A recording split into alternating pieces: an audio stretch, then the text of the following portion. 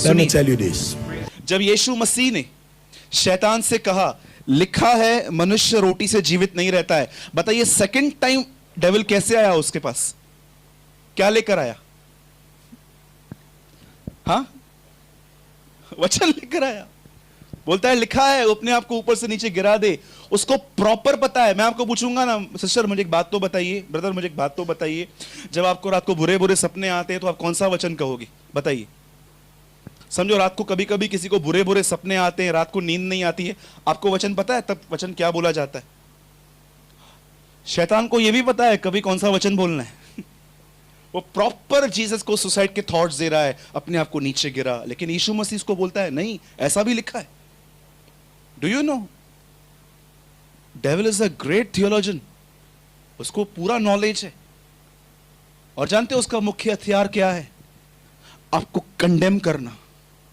और जानते हो जीसस को यूहन्ना में क्या लिखा है? ही इज आवर एडवोकेट, वो बचाता है। मैं आपको पूछता हूं एक बात, आप में से कितने लोग जानते हैं कंडेमनेशन क्या होती है?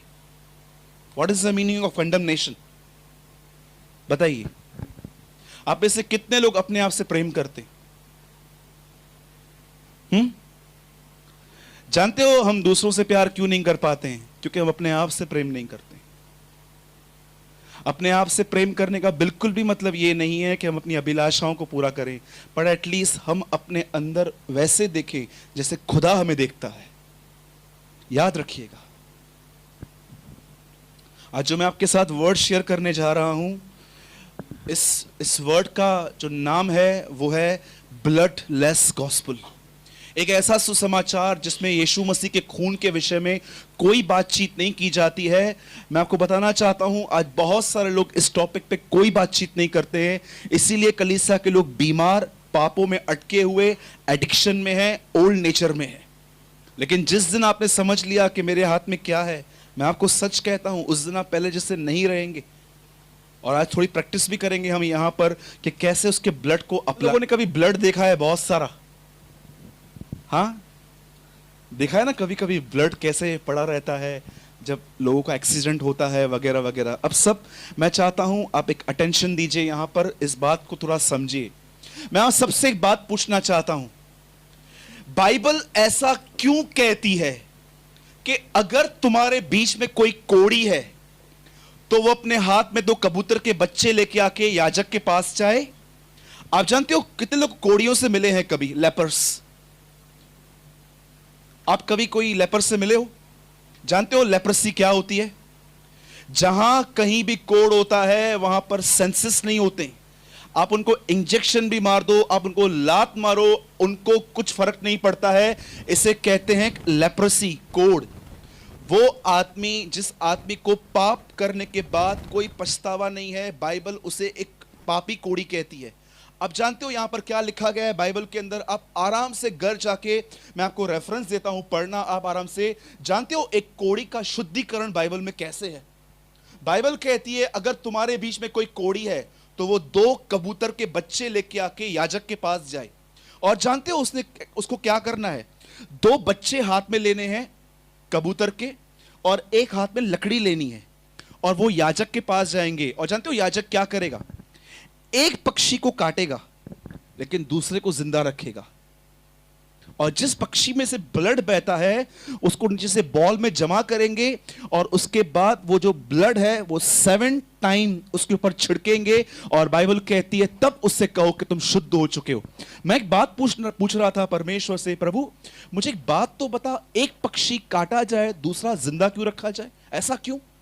Why is that? आप जानते हो यहां पर बाइबल दर्शाती है एक कबूतर का मरना है यीशु मसीह का क्रूस पे बलिदान, और दूसरे का जिंदा रहने का मतलब है उसका पुनरुत्थान। इस बीच में ब्लड बहा है, ये दिखाने के लिए कि तुम अगर अपनी मरी हुई दिशा से बाहर आना चाहते हो, use the blood of Jesus, use the blood of Jesus. अब मैं आपको अपना मीटिंग स्टार्ट करता हूं। मैं सिर्फ 15 मिनट वर्ड शेयर करूंगा, लेकिन मैं जानता हूं अगर आप में से यहां पर कोई भी ऐसा व्यक्ति बैठा है जो अपने ओल्ड नेचर से बहुत डिस्टर्ब है, आप एक समय प्रभु में आए थे, तब आपको बहुत अच्छा डिलीवरेंस मिला था, बहुत छुटकारा मिल गया था आपको कुछ सिंस से, लेकिन एक टाइम ऐसा हुआ कि शैतान ने आपका मन कहां पर बिजी कर दिया, आप प्रभु के प्रति ठंडे पड़ गए और डे बाय डे आप अपने ओल्ड बिहेवियर में वापस आ गए। और आज आप ये महसूस कर पा रहे हो कि जो पाप पहले आप प्रभु में आने से पहले करते थे, आज वही पाप फिर से चालू हो गए हैं। अगर आप ऐसे हैं तो आज का वचन आपके लिए है। Listen very carefully. आप जानते हो बाइबल क्या कहती है? जब परमेश्वर ने मनुष्य को बनाया, उसके साथ उसने उसकी पत्नी बनाई जिसको आदम ने नाम रखा हवा, परंतु परमेश्वर ने रखा सहायक। और आप जानते हो जब आदम ने हवा के कहने पर उसे फल खा लिया, आप जानते हो उसके बाद क्या हुआ? बाइबल कहती है वो छुप गया, ही हाइड। और छुपने के बाद बाइबल कहती है परमेश्वर वहां आया, और जानते हो परमेश्वर ने क्या कहा? आदम तू कहां है? कितनी बड़ी बात है, वो परमेश्वर को नहीं पुकार रहा था पाप करने के बाद, बाइबल कहती है परमेश्वर पुकार रहा था। आप में से कितने लोग इस बात के गवाह हैं कि पाप हो जाने के बाद कई बार आप तो परमेश्वर को नहीं कहते हो, लेकिन वो आपको पुकारता है, where are you? It's love, it's mercy. जानते हो एक परमेश्वर के दास डीएल मूडी 18th सेंचुरी में थे, वो ये कहते थे जब परमेश्वर ने आदम से कहा आदम तू कहां है, उस समय परमेश्वर ने उसको दया और अनुग्रह पाने के लिए पुकारा, आजा, पाप हुआ है ना, कोई बात नहीं। और जानते हो जब वो सामने आया, परमेश्वर से पूछता है क्या हुआ, तूने फल खाया? वो बोलता है नहीं, इस लेडी ने खिलाया है। लेडी बोलती है उसने खिलाया है। तब जानते हो क्या हुआ? ये सब एक दूसरे पे दोष लगा रहे थे। लास्ट दोष किस पे आके अटका? सांप पे। परमेश्वर ने पहले दंड भी पहले सांप को ही दिया, कम इधर आ, सांप, फिर हवा, फिर आदम। उसके बाद जानते हैं क्या हुआ? अब बहुत ध्यान से सुनिए इस बात को। जब वो नंगे थे पहले, लेकिन बाद में वो कवर किस बात से हुए आप जानते हो? अंजीर के पत्तों से। बाइबल कहती है आदम ने अंजीर के पत्तों को एक लंगोट बनाई और उसको पहन लिया। आप जानते हो मैं ऐसे इमेजिन कर रहा था जब मैं पढ़ रहा था, आदम और हवा हमेशा के लिए परमेश्वर के घर से जा रहे थे ऐसे मुंह लटका के। तब परमेश्वर ने कहता है स्टॉप, वेट, यहीं पर रुको, मैं तुम्हारे लिए कुछ लेके आ रहा हूं। और आप जानते हो परमेश्वर ने क्या किया वहां पर? परमेश्वर एक जगह पे गया, एक लिखा है एक एनिमल लिया। आप जानते हो बाइबल एनिमल कहती है, कौन सा एनिमल? हाथी था, घोड़ा था, कौन था? और जानते हो जब आदम वहां से निकला, वो किस चीज से निकला? कि एक दिन आएगा मेमना, वो यीशु मसीह। इसीलिए बाइबल कहती है जब यूहन्ना ने यीशु मसीह को आते देखा तो कहता है देखो ये परमेश्वर का मेमना जा रहा है जो जगत का पाप उठाएगा। और जानते हो उसके बाद क्या हुआ? आगे चल के बाइबल कहती है इब्राहिम आया। आप जानते हो इब्राहिम को परमेश्वर ने कहा मैं तुझे एक देश दूंगा। जैसे इब्राहिम को वो देश मिला, बाइबल कहती है इब्राहिम ने वहां बलिदान किया, ब्लड। उसके बाद बाइबल कहती है इसहाक आया, again he shed the blood. आप जानते हो उसके बाद क्या हुआ? जिस रात इजराइल के लोग मिस्र से निकल रहे थे, बाइबल कहती है उन्होंने अपने घर की चौखट पे ब्लड लगाया था। और जानते हो परमेश्वर ने क्या कहा था? जब मैं खून को देखूंगा मैं तुम्हें कुछ नहीं करूंगा। परमेश्वर ने यह नहीं कहा कि मैं तुम्हारे कामों को देखूंगा, मैं तुम्हारे बैकग्राउंड को देखूंगा, मैं तुम्हारे भले कामों को देखूंगा। एंड द लॉर्ड से I will see the blood, मैं खून देखूंगा। आप जानते हो कई बार हम छुटकारा क्यों नहीं पाते अपने बुरे बिहेवियर से? सिर्फ एक ही चीज की वजह से, we don't know the blood. और उसके बाद जब वो लोग प्रॉमिस लैंड में आए, जानते हो वहां पर एक लेडी थी, वैश्या थी, वो क्या नाम था उसका? रहाब। रहाब यहोशू से कहती है मैं तुमको सब दे देती हूं, मुझे छोड़ देना। वो कहता है कैसे छोड़ेंगे तुझे? एक काम करना, तू अपने बालकनी में एक रेड रिबन लगा देना, तब हम जान लेंगे कि ये तेरा घर है और तुझे कुछ नहीं करेंगे। Red ribbon, blood. और जानते हैं क्यों परमेश्वर पुराने नियम में लोगों को बोलता था पाप करने के बाद ब्लड चढ़ाओ? ब्लड ही क्यों? हाँ, आपको पता है मैं क्यों खड़ा हूं यहां पर? मैं स्टैंड कैसे हूं? मेरे बोन्स, मेरी नसें, मेरा मांस स्ट्रेच कैसे? Because of one thing, blood. आप जानते हो खून में क्या है? कितने लोगों ने यह बात देखी है? जब बॉडी में से खून निकलता है तो क्या निकलता है? मैंने हाईवे पे ऐसे एक्सीडेंट्स देखे हैं जिसमें उनका पूरा ब्लड निकल गया, हॉस्पिटल तक पहुंचने तक भी वो नहीं बचे। जानते हो क्यों? बाइबल कहती है मनुष्य का जो प्राण है ना, वो ब्लड में है। ब्लड बह गया पूरा उसके। क्यों बाइबल ये कहती है यीशु ने जीवन दिया? जीवन क्या है? The life is in the blood. उसने खून दिया अपना। अब मैं आपसे एक बात पूछता हूं, बहुत ध्यान से सुनिएगा। क्यों ऐसा बाइबल कहती है बैल और बकरों का नहीं, लेकिन यीशु मसीह का लहू तुम्हें हर पाप से छुड़ाता है? क्या है उसमें? टेल मी, क्या है उसके खून में? और वो कैसे अप्लाई किया जाता है, कैसे यूज कर? अभी मैं आपको नॉलेज दे रहा हूं पूरा, पर इसको यूज कैसे करते हैं मैं आपको बताऊंगा। Listen very carefully. जब यीशु मसीह मरियम के पेट में, उनका हाथ, उनके छोटे छोटे पांव अंदर बन रहे थे, मुझे बताइए, मरियम की शादी भी नहीं हुई थी, पर मरियम के अंदर बेबी बॉर्न हो रहा था। आप जानते हो उस बेबी के अंदर यूसुफ का तो खून नहीं था, तो फिर किसका खून था? हाउ? जानते हो क्यों हम लोग जब कहते हैं द ब्लड ऑफ जीसस, यीशु का खून, तो वो क्यों हमारे अंदर बॉन्डेजेस को तोड़ता है? जानते हो क्यों? अब मुझे बताइए, ट्रिनिटी के थर्ड पर्सन का नाम क्या है?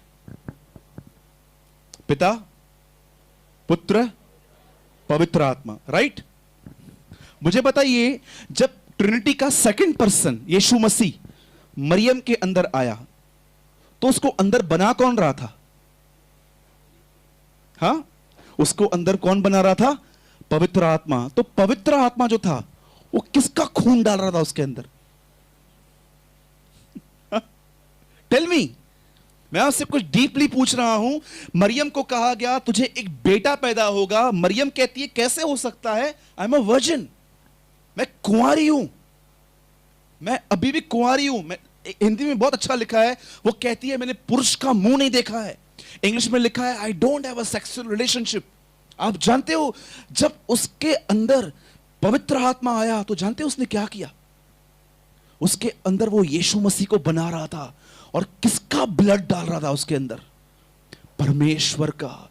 आप जानते हो बाइबल में सिर्फ एक ही वर्ड है, एक्स 20:28, प्रेरितों के काम 20:28, जिसमें बताया गया है वह परमेश्वर पिता का खून था। और अब बताइए, जब यीशु बड़ा हुआ, जब वो क्रूस पे मर रहा था, मुझे बताइए, क्रूस पे मरने से पहले उसने प्रभु भोज खाया था, राइट? और तब उसने क्या कहा था अपने लहू के लिए? यह लहू मेरी नई वाचा का लहू है। वहां पर यह नहीं लिखा गया है कि कुछ और लहू है, ये मेरी नई वाचा का लहू है। इसका मतलब क्या है? ये जीवन, ये जो लहू में तुम्हारे अंदर आज भी पुराना बिहेवियर, पुराने सिंस, पुरानी एडिक्ट बातें क्यों हैं? आपको पता है बॉन्डेज क्या होता है? आप में से कितने लोग जानते हैं बॉन्डेजेस क्या होते हैं? बताइए, बोलो बॉन्डेज, जोर से बोलो बॉन्डेज, बोलो बंधन। बॉन्डेज होता क्या है? अरे मैं आपको बताना चाहता हूं, कुछ पाप जो आपसे रोज रोज होते हैं, आपकी गलती नहीं है, कुछ बॉन्डेज है आपके ऊपर। कोई है आपके अंदर बॉन्डेज जिसके ऊपर आज तक ब्लड नहीं आया है। इसीलिए वो डे बाय डे क्या कहता है पौलुस? जो मैं करना चाहता हूं अगर मैं वो नहीं कर पाता, तो उसका कारण यह है कि मुझ में जो पाप बसा हुआ है वो करता है। आप जानते हो बॉन्डेज क्या होता है? क्या होता है बॉन्डेज? मैं आपको एक अच्छी बात बताता हूं। आप जानते हो एक लेडी थी, उसके बचपन में उसके बाप ने उसके साथ शोषण किया था। आप जानते हो जब वो लड़की 8 साल की हुई, तब उसका बाप है ना उसको मारता था, पीटता था, चिल्लाता था। और जानते हो उस लड़की ने क्या किया? अपने बाप के बुरे बिहेवियर की वजह से वो पढ़ाई छोड़ के जॉब करने लग गई। और जब वो जॉब पे गई, जानते वो लोग क्या, उसका बॉस जब सामने आता था ना, तो उसके बदन के कुछ हिस्सों को निहारता था। और वो लड़की अच्छे से समझ गई थी कि ये एक घटिया आदमी है जो सारा दिन मेरे बॉडी को देखता है। और आखिर एक दिन जब मौका मिला, उसके बॉस ने उसे प्रपोज किया और कुछ गलत बातें कही। उस लड़की ने वहां से जॉब छोड़ दिया, वो एक दूसरी जगह पे जॉब करने लग गई।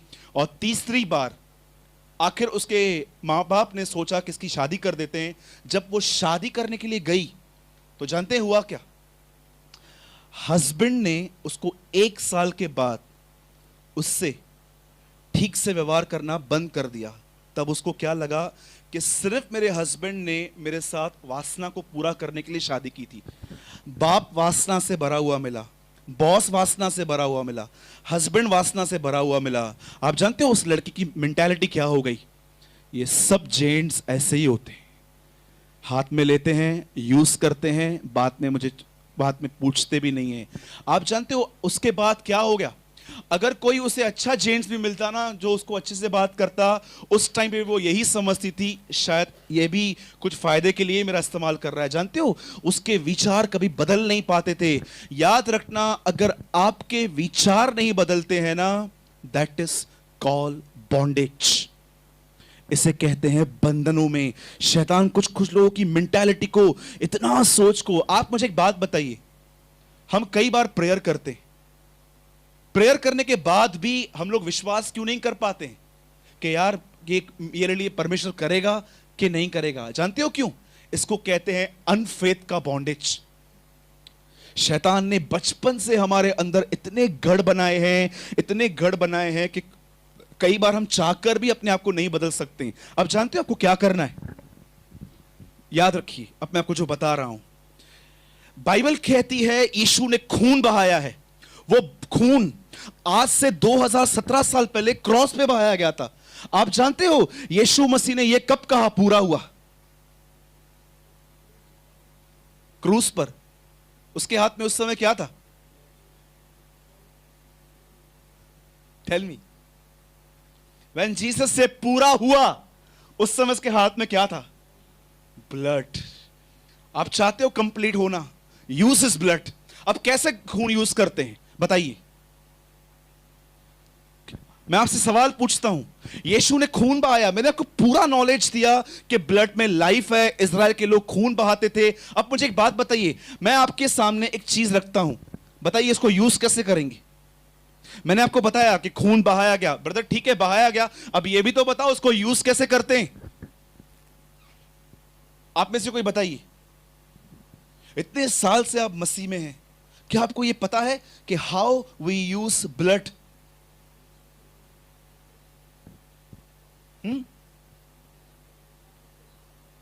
नहीं सिस्टर, आप मेरा सवाल नहीं समझ पा रहे हो। How you use the blood of Jesus. आप यीशु का खून कैसे इस्तेमाल कर सकते हो? अब मैं आपको एक बात बताता हूं। समझिए आप किसी बात से एडिक्ट हो। आप जानते हो बाइबल क्या कहती है? वे पाप किए बिना रह ही नहीं सकते। पतरस में एक वर्ड लिखा गया है, लिखा है इनकी आंखों में व्यभिचार बसा हुआ है, और एक जगह पे लिखा गया है इन्हें लालच का अभ्यास हो चुका है। आप जानते हो कुछ पाप इतने गहरे हैं हमारे अंदर जो हमें छोड़ते नहीं है। जानते हो, और कई बार आप देखते हो कोई बीमारी है, आ रही है जा रही है, जा रही है आ रही है, जा रही है आ रही है। मैं आपको आज कुछ कन्फेशंस देता हूं। अगर आप वो कन्फेशंस करोगे ना, हर दिन आप ये महसूस करोगे कि कैसे वो ब्लड आपको बहुत सारे गलत विचारों से बचा रहा है। सुनिए, मैंने एक वचन पढ़ा आपके सामने जिसमें ऐसा कहा गया है, उसी के लहू में छुटकारा और पापों की क्षमा है। राइट? बोलिए जोर से। बहुत जोर, कम आवाज आ रहा है, जोर से बोलिए। लिफ्ट योर हैंड, बोलिए यीशु मसीह के लहू में छुटकारा और पापों की क्षमा है। जब भी आज के बाद आप ये महसूस करो कि कोई बॉन्डेज आपको कंट्रोल कर रहा है, उसी समय कहो मेरे बाप ने आज से 2017 साल पहले मेरे लिए खून बहाया था, उसी खून में छुटकारा अर्थात पापों की क्षमा है। मैं आपको बताना चाहता हूं, डीमन सुनते हैं आपको।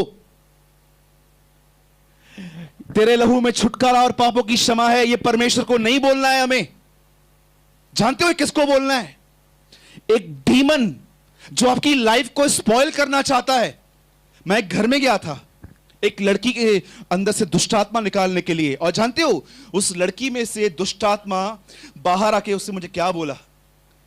बोला जा यहां से। और जानते हो उसने मुझे क्या बोला? I know the address of you. मैं तेरे घर की एड्रेस जानती हूं। कल्याण में रहती है वो लड़की आज भी। उसने मुझे बोला मैं तेरे घर की एड्रेस जानती हूं, तू यहां से जा। मैंने कहा चुप कर, निकल। जानते हो उसने मुझे क्या बोला? तू जा, मैं इसको प्रोस्टिट्यूट बनाऊंगी। मैं उस दिन समझा ये क्या है सब। मैंने उसको बोला no, this body belong to Jesus.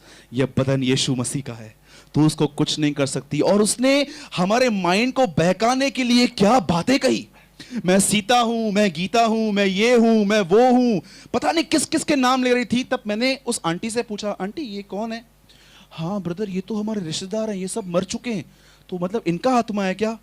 अरे दुष्ट आत्मा आपके माइंड को बहकाने के लिए ऐसी ऐसी। आज आप किसी भी चर्च में चले जाओ, जानते हो दुष्ट आत्मा कैसे निकालते? बताऊं? कम दिनों इधर आ, तू अच्छा एग्जाम्पल है। लिसन, यहां पर खड़ा हो जा बेटा। सॉरी दिनेश यहां खड़ा है, ठीक है? कौन है तू? निकल यीशु मसीह के नाम से। कहां से आया है? निकलता क्यों नहीं है? फास्टिंग करके आऊं? डू यू नो आजकल दुष्ट आत्मा को निकालने से पहले उनसे पूरा इंटरव्यू लिया जाता है, जैसे दुष्ट आत्मा उनको जॉब ढूंढने के लिए आई है। जानते हो यीशु कैसे निकालता था? मुझे बताइए। 5 वर्ड्स बोलो, 5 शब्दों से बताइए वो 5 शब्द क्या है? आप मुझे बताइए वो 5 शब्द क्या हैं? जब उसने दुष्ट आत्मा से कहा वो निकल गया। बताऊं? चुप रह और निकल जा। 5 वर्ड्स।